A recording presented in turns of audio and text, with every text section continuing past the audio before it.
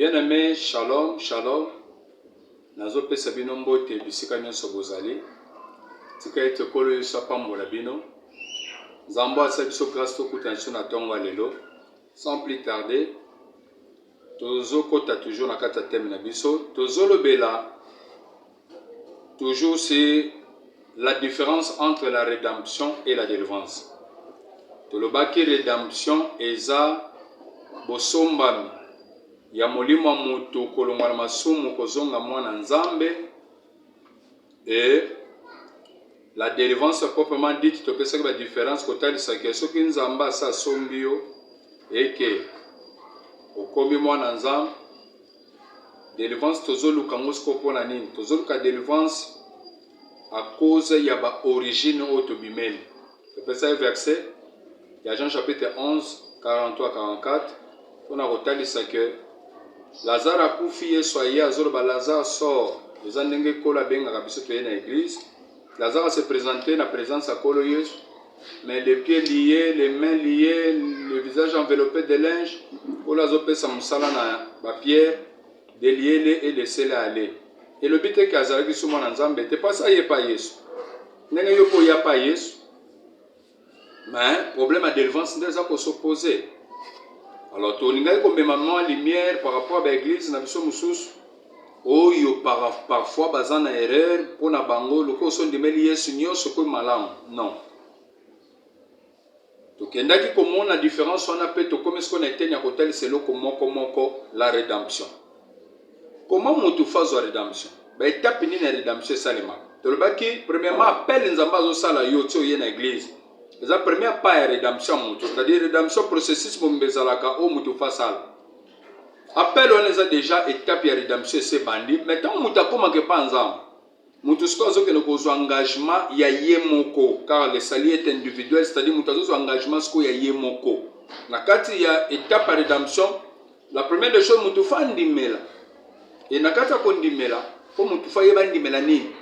Et après qu'on ndimela lo ko biboso ya engagement mutu Mutu fate no kokota na ba engagement oyo ya ndimeli ya kozala sanctionné na ba baptême. Mutu fazo baptême ya mai pe baptême ya Saint-Esprit nde ba yebisaki Nicodème na Jean chapitre 3. Sans plus tarder, Marc chapitre 16e. Marc chapitre 16 nazotanga 16 15 à 16. Puis il leur dit: allez partout le monde et prêchez la bonne nouvelle à toute la création. Celui qui croira et qui sera baptisé sera sauvé, mais celui qui ne croira pas sera condamné. Aujourd'hui, la ligne n'a l'obéla plus pour la batumi balé par rapport à la question au batuni ngai. Tu le baki que il faut mutandimela, mais akondimela ni. Et ça la batubele basa na kati na église. Jusque là, bandimeli kolo na mutema na bango bimbate. Mais quand tu as un discours que Yesu a mon continué au bix nangai. Mais pour la mon bic ici, ko bic a conséquence ya ko dimakaza la mon konzi, c'est-à-dire votre Seigneur a dominé le colonna yo pa pesa lobiko. L'église pe na mokili, na zota di sabatumi bali. Pourquoi na zuya église po baza pe na biso? Nde tozonga tolongola bango na erreur, tozonga na kata parole de Dieu. Tozana bat oyo bazali banda oyo bandimelite ndenge Marc ezoloba oyo akondimelita ozala condamné. Deuxièmement, tozana bato tozala bango na kati ya église bandimeli na mutema na bango mobimba te. Na mutu azali banda ndimelite, na mutu azali na église andimeli na mutema na mobimba te, c'est-à-dire azo bloquer processus ya rédemption na kati na ye. Bible lobi nini? Tokende rapidement. Celui qui croira oya kondimela, c'est-à-dire lokali boso na kata ya engagement mutu pour la rédemption na ye, mutu fa croire, mais akokende kondimela nini? Akondimela nzambe, nzambe batunoso bandimela kaye. Batunoso bazondima ke nzamba azalaka. Mais il faut mutu croire nani? Il faut mutu ko croire na évangile ya Jésus-Christ. Mais croire nango comment? Akene ko croire nango comme son Dieu. Ndeke ça la différence ya nzamba solo. Mutu no solo nzamba zali, mais nzamba ngo précisément za nani? C'est Jésus-Christ de Nazareth. Ce qui kondima ya mutu, azu Yesu kaloka prophète. azui Yesu kaka lokola mwana ya Marie. Azui Yesu le balobaka Marie yebisa Yesu mwana na yoki na biso. Bazui ka bongo. C'est-à-dire batona ba kobika te. Oh mutu pa bika kola comme na moment akoma na niveau ko pesa Saint-Esprit, il faut mutake na kondimela andimela Yesu kaza nzamba comprendre ye bien. Ce qui kondima mutu comme na niveau na te lobiko ezate. Genre batona de tozama na kati na église. Bandimeli Yesu me ba comprendre bien te. Bandimeli mobimba pete. Oya kondima nde akobika oya kondima te moya bika ezate nde apôtre Pierre azoke nekosola na bayuda azoloba boye. Actes des Apôtres chapitre 2 verset 36 à 37 Bible lobini. Apôtre Paul après qu'on discuter na bango jour à Pentecôte bazo discuter balobi bazana bakwiti apôtre Paul atanga zonga balobi bakwiti te za makamokola la kaki ainsi de suite nde azokoma na verset 36 azoloba boye. Que toute la maison d'Israël sache donc avec certitude que Dieu a fait Seigneur et Christ, c'est Jésus-Christ que vous avez crucifié. C'est-à-dire, à l'obéli bayuda polele. Il faut bien bayuda pour comprendre pour que nous condiments. Pourquoi vous avez ça avec certitude? Pour bazaki na foi moko bazaki na connaissance moko bazaki na partir makambo ya Abraham pe ya Nzambe. Mais ce que zoya ko démontrer bango Nzambo yo oya sala oya komi siko Nzambe. Oya komi Christ pona lobiko abad. Oya Nzamba de verset nguya nyonso likolo na ye. Il faut boyeba ke ye oyo botiko crucifié, c'est lui Jésus-Christ que oya komi Seigneur et Christ. Nengo solanda ngai. Yo poza juif spirituel, oza israélite spirituel. Il faut qu'on demande comme avec certitude pour comprendre que Yesu Christ nde Nzambe. Ce qu'on comité, aussi ka mwana, on comprend bien te moyen père, au Saint-Esprit n'exacte pour le Saint-Esprit c'est lui Jésus. Donc comment non? Il faut que Israël se croit avec certitude. Ceux qui croient sur comme un niveau c'est difficile kobika. Nde processus onan to bandina ngona kati ya kondima mutu pona redemption na ye. Parce que tolobi tozana batu mibali. Oyo bazana kati na moko za na église moko za libanda église assemblée la kate. Bazana kati na église mais ba comprendre te. Église on ne comprendre que Jésus-Christ c'était nde Dieu, ba comprendre te. Mususu alobi ka za mwana a comprendre te.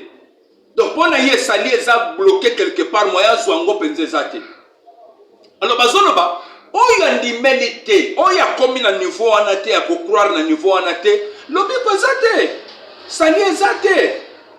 Moya la sauver ezate po mutu wana a comité. Lokola comité moya la sauver ezate. Ba tu wana ba fande biso na kati na église. Oh, Bible lobini.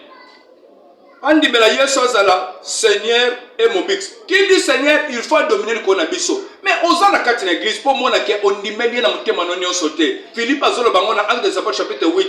Soko poussa na ba verset okuta ke le nike chopé zo bisaye mai yango baptisé ngani nezo zanga. Azo c'est si tu crois de tout ton cœur. Oh la parole de Dieu dit quoi? Toni mela Yesu na makasi na biso na mutema na biso mobimba. Qui dit qu'on na mutema mobimba? Kondimo salela na mutema na mobimba. Oh Yesu azolo bano comme sa doctrine. Et par rapport à la doctrine, par rapport à votre église, nous avons une place de rédemption bloquée. Moi, je veux parvenir à Saint-Esprit, moi, je veux parvenir à Salir, pour quelque part bloquer. Maintenant, nous sommes tous dans l'église. Tous ont bloqué ma cambobele comment? Na moment où tu vas t'emmener na basuyer, na moment où tu vas se comporter ma bé.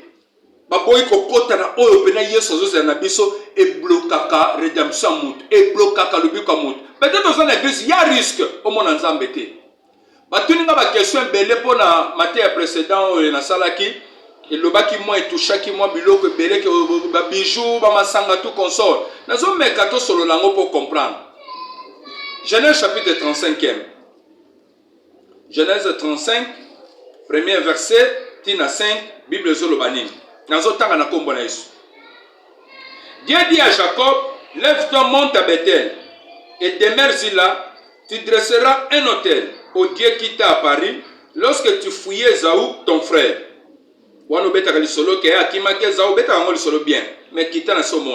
Jacob dit à sa maison et à tous ceux qui étaient avec lui, ôtez les dieux étrangers qui sont au milieu de vous. Jacob a moni kanga qui rencontre dans Nzamba zo sabatu swazana ye. Bolongo banzamba bikeko zakati na bino. Purifiez-vous. Bon mi petola, échangez de vêtements, bon changer pe misala na bino.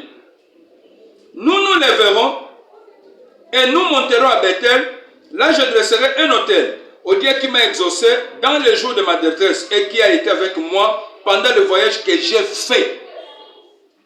Il lui donnèrent à Jacob tous les dieux étrangers qui étaient entre leurs mains et les anneaux qui étaient à leurs oreilles. Jacob les enfouit sur le Térémbite qui est près de Sichem. Ensuite, il partit. La terreur de Dieu se répandit sur les villes qui les entouraient et l'on ne poursuivit point les fils de Jacob. Jacob nzamba ya servere pana lobi na ye nini? Nzamba zo bisaye yaka to kutano na Bethel po na zana posa to sola. Jacob zo bisanda ko le mobimba ba tumi swazaki na ye. Bolongo la nzamba ba paeza kati na bil. Awa lwa moko pesa mezate. Tango kayena bel bazo pesa offrande, lwa moko zalaki teke ba yeso pesa offrande. Mais bazo dans l'inspirer ba ça le loko moko pesa leçon pesa mateya et pesa enseignement. Nde Jacob a appelé. Ayebisi bango lokolo to kutana nzamba. To longola banzamba ba paye. Oyo zakati na biso. Nde verset 4 balobi ba yeba pesi biloko wana nyonso na ba biloko matoi. Oyo zalaki kati na bango. Balongoli na biloko matoi wana ba pesi pa Jacob. Jacob tanga kundi yango ba bandi ko kende Bible ezoloba banguna ndakisa lelo naloba ba pays nyonso oyo emenasaka RDC na tanga moko te. Oyo se menasaka RDC tango biso to se dépouiller na ba ornement, to se dépouiller na zumingi ornement. O Jacob lui bolongo la banzamba bapaya, bango bakie balongoli ti wana. Soko ki okokuta, Aaron asalaki ekeko, ba Yuda ba adorango lokola Dieu. Et qui dans la représentation moko adoration lokola Nzambe. Tango balongoli yango ba se dépouiller verset 5 zoloba. Nzamba sali ke ba vilo ebunisaka Congo, lokola to se dépouiller na biloko wana, mala moko ba vilo na ba yoki kopanga. To banga ya dese to bunisa di susté. Ndazo mona bitumbezo continuer na ba vino yo aussi la terre. Porte d'entrée zakaka biloko olata kawana. Ils ont empêché boyoka na yo na nzamba. Ils ont sala que Saint-Esprit se peut noter. Mais nyonso babenga na kati nini? Ce sont des suyir. Biloko ils ont empêché boyoka na nzamba. Jacob bazo benga ye ndeti mbala moko pa ke no sambelo. Ndeka zaki mingi pa na bango. Mais nous prions chaque jour et même chaque heure. Olingo ni le kozo sambelo, olingo sala bozo sambelo. Mais ceux qui vont balongola kango. Est-ce que le nom de la tango, même si on a un Nouveau Testament, c'est toujours interdit que la tango te. Non, mais c'est bien le verset pour comprendre. Donc c'est pour dire quoi? Qu'on a un bijou, non. Et c'est interdit, ça fait partie de biloko yo. Et so kende neti divinité moko boy bayu da balongo lango. Pour pas que l'on coûte en ensemble. Dans ce verset, on suppose yo to bola kamatoi. J'avais dit l'autre fois, un des botis va problème avec la question, na bala en 2008, na lataka ni biloko, na lataka monte pour la nini, pour la koto sa parole de Dieu. Na zana moi na moi si a tout pour la maturité. Moi si na ngamo ka lataka biloko anate. Na kena Exode chapitre 21. Bible zolobani. Exode 21, pour tout ce qui c'est la tawana, na repesa ancien et nouveau testament. Exode 21, Bible zoloba, 1 tina 6, ngala zu verset 6. Bazolo bena soko sombe esclave et kaza esclave pa na yo balisi a boti pe bana soki comme na moment ya sorti na ye ka bima boumbe sila soki amoni ke moya tika mwasi na bana yate po bana ona na mwasi ba kotika la pa chef na ye chef na zozo ya zo mema une église bazolo baboy. Alors son maître le conduira devant Dieu et le fera approcher de la porte ou du poteau, même mababa ya biso église au cas. Et son maître lui percera l'oreille avec un poinceau. Et l'esclave sera pour toujours à son service. C'est-à-dire, bazo, ce qui a beau ko bima boumba le tika la pa boy ko tika mwasi na bana. Maître na yazo zoyer, azo memaye tina église devant Nzambe. Bazo tobolaye, bazo perceye et servir de signes kata bimili banda, moya ke ne ko pomba moumbu place muso ezate pota musa kuti kuna mbongo eza. Tant que vous avez un esclave libéla, moyen de zoyer, ezate. Ne ça servait de signe. Ce qui n'a qu'à nous ils ont servi de signe. Bon, spirituellement, n'est-ce Satan a eu makam. Spirituellement, que servir na signe, il y a esclavage. Nde bandi mebele bazaka esclave. Oh, ça c'est Dieu. Tant à recommander ba percer ba tobola. Et ça qui par rapport à quoi? Parce que tobola par rapport à ya postal ça signe ya esclavage, ya kozala moumbu que yo ko bouger les souté. Non mais quand la verset moko lisusu. Verset moko ce qui est au monde dans les sous Exode 33 je pense, 33 36e verset. Non, 33 verset 6 je pense. Exode 33 verset 6. Les enfants d'Israël se dépouillèrent de leur ornement en s'éloignant du mont Horeb. Bana d'Israël va se dépouiller na ba ornement ne soit zaki nango ba okutana na nzambe ba longoli yango. Pourquoi? Pour nzambe zo kanate. Biso nous avons le Saint-Esprit en nous. Nous avons Dieu à tout moment. Nde biso photo la tango tandis que bango bazoya kokutana rencontre kana ngomba. C'est pour vous dire ezana batebele na bisika bakutani na makambo nzambe ba comprendre makambo te que c'est loko zo ko empêcher bango na présence nzambe et c'est loko zo ko empêcher bango que rédemption na bango salima complètement tika ete bisika zali nzamba sala grâce au comprendre na zo lingana bana ko toucher moi ba suivre moko o ko péché rédemption na yo o ko sala que rédemption mutezo salama malamu te à cause de biloko yezo bengama les dieux étrangers yezo bengama ba suivre. Oh, Bible zoloba ba empire nyonso ba ko hériter le royaume de CT ba o baza suyer ba ko hériter le royaume de CT. Kolo so pambola bino à la prochaine occasion. Bye yo.